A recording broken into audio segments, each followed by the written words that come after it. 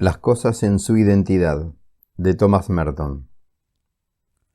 Un árbol da gloria a Dios siendo un árbol, ya que obedece a Dios siendo lo que Él quiere que sea. Consciente, por así decir, a su amor creador. Expresa una idea que está en Dios y que no es distinta de la esencia de Dios, y por eso un árbol imita a Dios siendo un árbol. Cuanto más se asemeja el árbol a sí mismo, tanto más se asemeja a Dios. Si tratara de asemejarse a otra cosa para la que jamás estuvo destinado, se asemejaría menos a Dios y por tanto le daría menos gloria. No hay dos seres creados que sean exactamente iguales, y su individualidad no es imperfección. Por el contrario, la perfección de cada cosa creada no está simplemente en su conformidad a un tipo abstracto, sino en su identidad individual propia. Este árbol concreto dará gloria a Dios, extendiendo sus raíces en la tierra y alzando sus ramas en el aire, y la luz, como no lo ha hecho ni lo hará ningún otro árbol antes ni después de él. Cabe imaginar que cada una de las cosas creadas en el mundo es un intento imperfecto de reproducir un tipo ideal que el Creador no pudo realizar jamás con éxito en la tierra. Si la respuesta es positiva, no dan gloria a Dios, sino que proclaman que no es un creador perfecto. Por eso cada ser particular, en su individualidad, su entidad y su naturaleza concretas, con todas sus características, sus cualidades propias y su inviolable identidad, da gloria a Dios siendo precisamente lo que Él quiere que sea aquí y ahora, en las circunstancias ordenadas para Él por su amor y su arte infinito. Las formas y caracteres individuales de los seres que viven y crecen, de los seres inanimados, de los animales, de las flores y de toda la naturaleza constituyen su santidad a los ojos de Dios. Su esencia es su santidad, es la huella de la sabiduría y la realidad de Dios en ellas.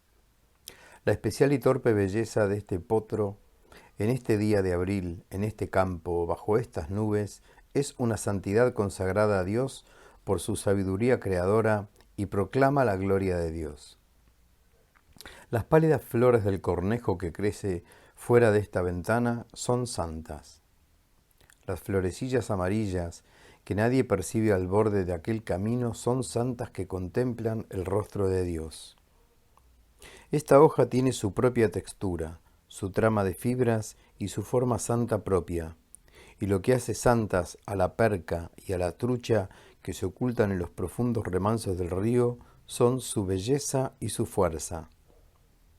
Los lagos ocultos entre las colinas son santos, y el mar también es un santo que alaba a Dios sin interrupción con su majestuosa danza. La gran montaña hendida y medio desnuda es otro de los santos de Dios. No hay otro como ella. Es única en su especie. No hay nada en el mundo que haya imitado ni pueda imitar jamás a Dios de la misma manera. Esa es su santidad.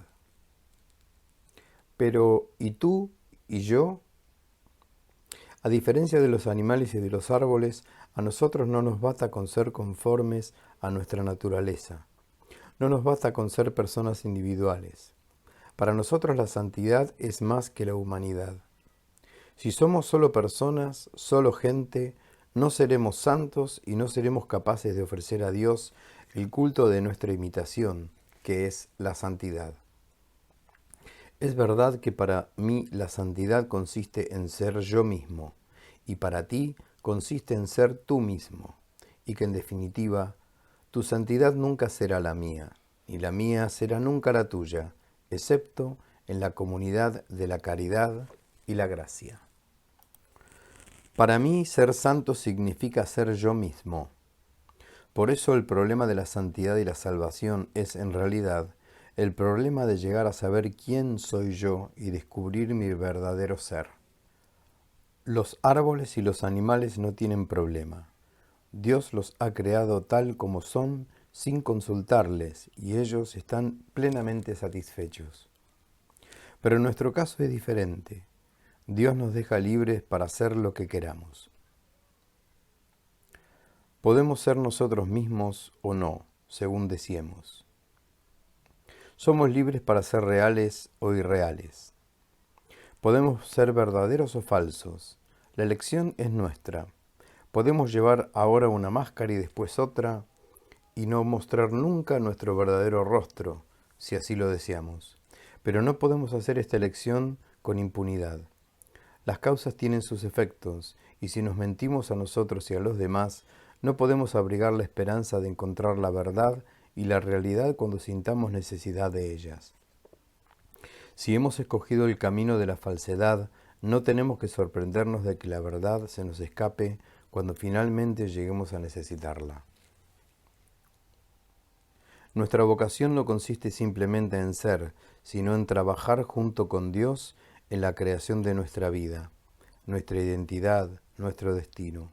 Somos seres libres e hijos de Dios. Esto significa que no debemos existir pasivamente, sino participar activamente en su libertad creadora, en nuestra vida y en la vida de los otros, eligiendo la verdad. O mejor dicho, somos llamados incluso a compartir con Dios la obra de crear la verdad de nuestra identidad.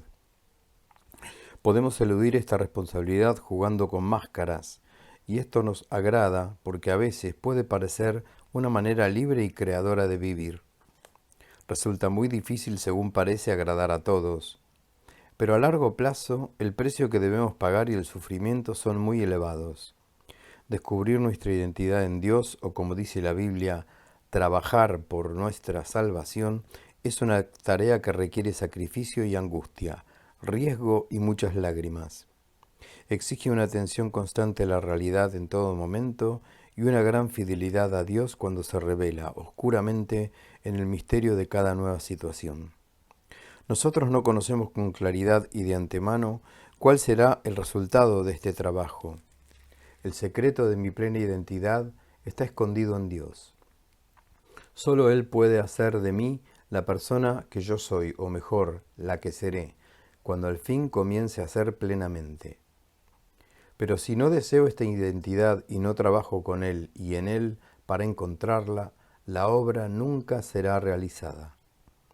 La manera de hacerlo es un secreto que solo Dios puede enseñarme.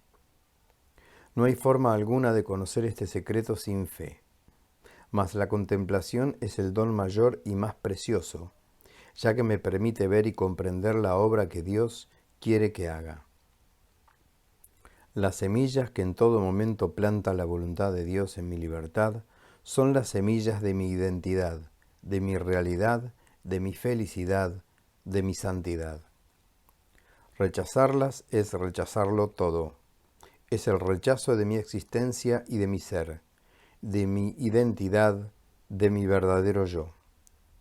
No aceptar, amar y hacer la voluntad de Dios es rechazar la plenitud de mi existencia. Si no llego a ser nunca lo que estoy destinado a ser, sino que por el contrario, permanezco siempre como aquello que no soy, pasaré la eternidad contradiciéndome, siendo a la vez algo y nada, una vida que quiere vivir y está muerta, una muerte que quiere estar muerta y no puede conseguir su propia muerte porque aún tiene que existir. Decir que he nacido en pecado es afirmar que vine al mundo con un falso yo. Nací con una máscara. Vine a la existencia bajo el signo de la contradicción, pues era alguien que nunca estuvo destinado a ser y por tanto una negación de lo que debería ser. De este modo vine a la vez a la existencia y a la no existencia, porque desde el primer momento era algo que no era. Se puede afirmar lo mismo sin paradoja. Mientras no sea diferente de la criatura que mi madre dio a luz, estoy tan lejos de ser la persona que debería ser que podría muy bien no existir. De hecho, más me valdría no haber nacido. A cada uno de nosotros nos sigue una persona ilusoria, un falso yo. Esa es la persona que yo deseo ser, pero que no puede existir, porque Dios no sabe nada sobre ella. y ser desconocido de Dios es pasar completamente desapercibido. Mi falso yo y privado es el que quiere existir fuera del alcance de la voluntad de Dios y del amor de Dios, fuera de la realidad y fuera de la vida. Y tal yo no pude ser más que una ilusión. No estamos muy dotados para reconocer las ilusiones, sobre todo las que abrigamos acerca de nosotros mismos, con las que hemos nacido y que nutren las raíces del pecado. Para la mayoría de las personas en el mundo no hay realidad subjetiva más grande que su falso yo, que no puede existir. Una vida dedicada al culto de esta sombra recibe el nombre de vida de pecado. Todo pecado brota de la asunción de que mi falso yo, que solo existe en mis deseos egocéntricos, es la realidad fundamental de la vida a la que se ordenan todas las demás realidades del universo. Así, consumo mi vida en el deseo de placeres y en la sed de experiencias, poder, honor, conocimiento y amor, para revestir este falso yo y hacer de su nada algo objetivamente real. Me rodeo de experiencias y me cubro de placeres y gloria, a modo de vendas, a fin de hacerme perceptible a mí mismo y al mundo como si fuera un cuerpo invisible que solo pudiera resultar visible cuando algo visible cubriera su superficie. Pero las cosas que me revisten carecen de sustancia. Estoy vacío y mi estructura de placeres y ambiciones no tiene fundamento. Estoy objetivado en ellos, pero están todos destinados, por su misma contingencia, a ser destruidos. Y cuando hayan desaparecido no quedará de mí más que mi desnudez, mi nada y mi vacío, para indicarme que soy mi propio error. El secreto de mi identidad está escondido en el amor y la misericordia de Dios. Pero todo lo que hay en Dios es realmente idéntico a Él, pues su infinita sencillez no admite división ni distinción. Por eso no puedo esperar encontrarme en ninguna parte más que en Él.